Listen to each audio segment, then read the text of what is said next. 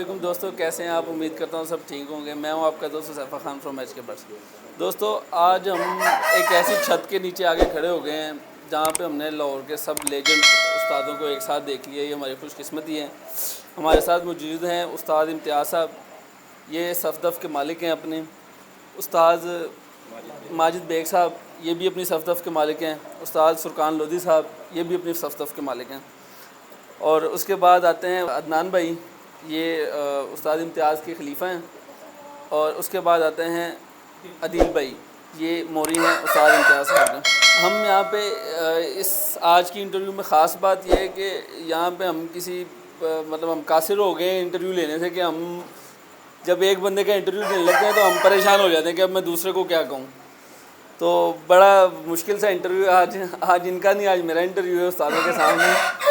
तो आए बात करते हैं इनके साथ और इनसे शौक़ के बारे में जानते हैं, इनसे शौक़ करते हैं और इनसे बाकी जो है सारे हाल अहवाल जानते हैं। हम ज़्यादातर शौक़ में देखते हैं या हम लोगों से सुनते हैं, बड़ा क्रिटिसिज्म होता है लोगों के बारे में कि जी ये तो पेंडुओं का काम है, ये ओडों का काम है और ये इस तरह।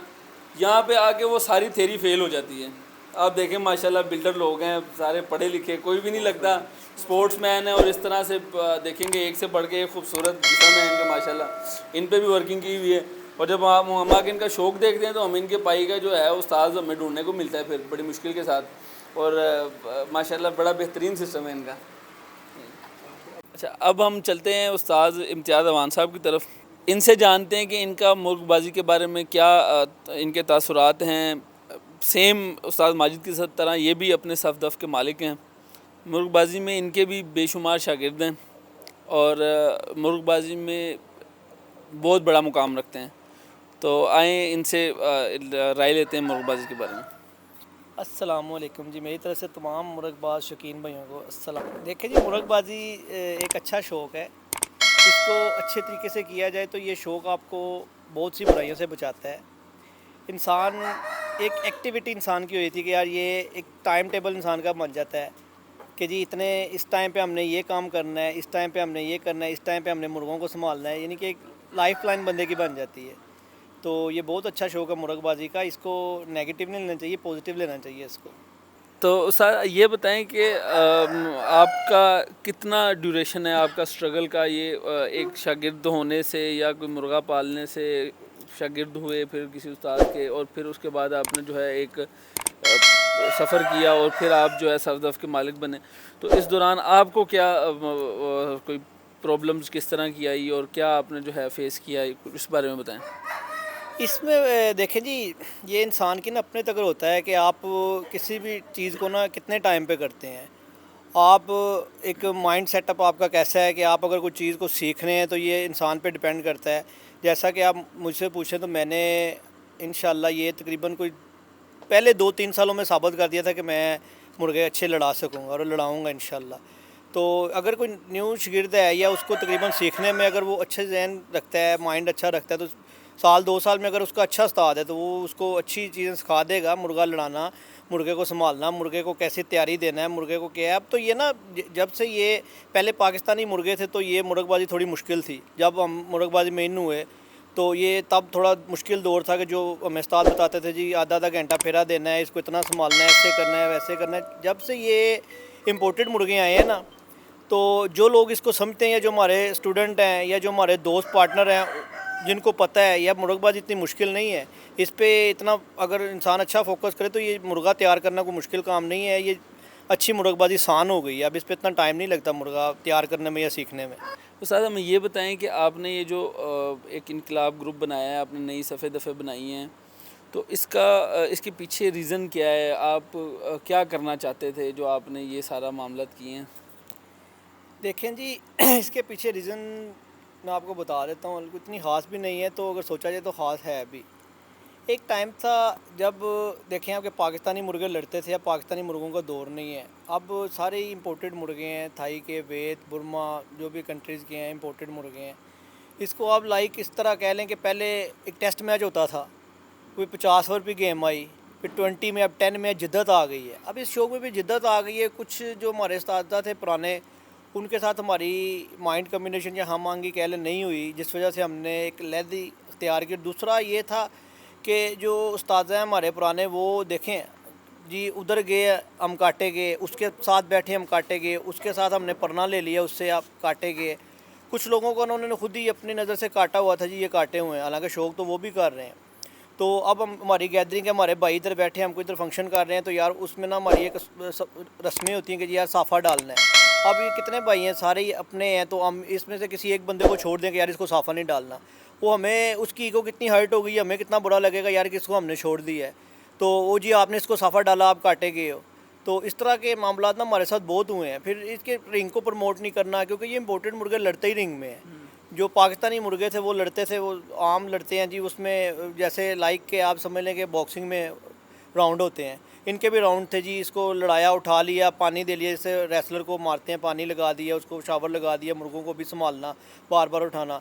अब ये इंपोर्टेड मुर्गों को ऐसे नहीं होता, ये इनको रिंग प्रमोट कर रहे हैं, रिंग में लड़ते हैं, और इनको छोड़ के इन्होंने खुद ही फैसला करना होता है। आप इनको जितनी मरतबा उठाएंगे इनकी फ़ाइट में, उतनी मरतबा ना यानी कि खलल पड़ेगा, ये डिस्टर्ब होंगे फ़ाइट में। आप इनको छोड़ देंगे, इनका एक टाइम पीरियड है, जितने टाइम पीरियड में इनको उठाना है। तो उस पर भी जो पुराने उस्ताद थे नहीं आ रहे थे कि जी नहीं हमने लाहौरी गेम ही करनी है, क्योंकि मोस्टली तो करता ही कोई नहीं है गेम इनमें से, वो सिर्फ वसूल ही जारी करते हैं, मुर्गे तो लड़ाता नहीं है। अब जो मुर्गे लड़ाते थे उनके लिए भी फिर ये ना थोड़ा डिस्टर्बिंग हो रही थी, जो लड़ाने वाले बंदे हैं, जिनमें हमने 9 सफ़ेद दफ़े बनाई हैं, ठीक है। तो जो पहली सफ़ेद दफ़े थी भाई, ये भी किसी गवर्नमेंट ने लाट नहीं की उनको, ये भी इन्होंने खुद ही बनाई है, यानी कि ये कोई गवर्नमेंट से लाट शुदा नहीं है कि गवर्नमेंट इनको दे दी है, या ये कोई इनका महीना लगा हुआ है गवर्नमेंट की तरफ से, जी आपने सफ़ चलानी है तो आपको गवर्नमेंट की तरफ से महीना मिलेगा। ये भी 1 या 2 सफ़ेद दफ़े, तो इनमें से 11 बनी थी, 13। तो अब जो हम इनसे लैदा हुए हैं, तो हमने भी 9 बनाई है, और अच्छे स्पोर्टमैन है सारे, अच्छा खेलने वाले हैं, अच्छे उसमें है, मुर्ग लड़ाने वाले हैं जो। तो इस वजह से ना थोड़ी हमारी लैदगी की वजह बनी है ग्रुप बनाने की। मतलब आपके कहने का मकसद है जिस तरह के हर दुनिया में हर किस्म का जो खेल होता है, बॉक्सिंग होती है, कराटे होते हैं, क्रिकेट होती है, फुटबॉल होती है, हर चीज़ में जिद्दत आई है। आप कह रहे हैं इसी तरह ये भी मुर्गबाजी का जो है, ये समझ लें कि उसके लिए नागुज़ीर था ये जो आपने मतलब स्टेप उठाया। देखें, हर चीज़ में जिद्दत है।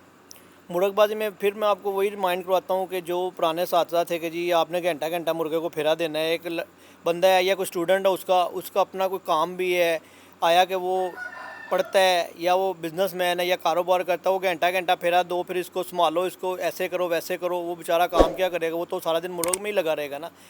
इसमें जिद्दत आई है। आप जिद्दत से, जो आपने पूछा कि जिद्दत, इसमें आप मुर्गबाजी बहुत आसान है। इसमें देखें, पहले वो फेरे देते थे, अब इसके वो एक केज से बन गए हैं। मुर्गे को आप छोड़ दें अंदर, एक बार वो खुद ही तैयार हो जाएगा अगर कोई समझे तो। हालांकि कई उस्ताद अभी भी पुराने जो उनके ख्यालात है, माइंड है, वो नहीं मानते जी ये क्या है। तो हम तो मुर्गा लड़ा रहे हैं, ऐसी सानी पैदा की है, जिद्दत है इसमें। अब इनके टोटली ना, अब ये लड़ाई का स्टाइल ही डिफरेंट है जो इंपोर्टेड मुर्गे हैं, इसमें बहुत जिद्दत आ गई है। अब इसको समझने वाला बंदा ना, वो समझेगा कि यार ये शौक़ बहुत आसान है, और काफ़ी बंदे इसको समझ चुके हैं कि यार ये शौक़ अब बहुत आसान है जो अब हो रहा है पुराने शौक़ से।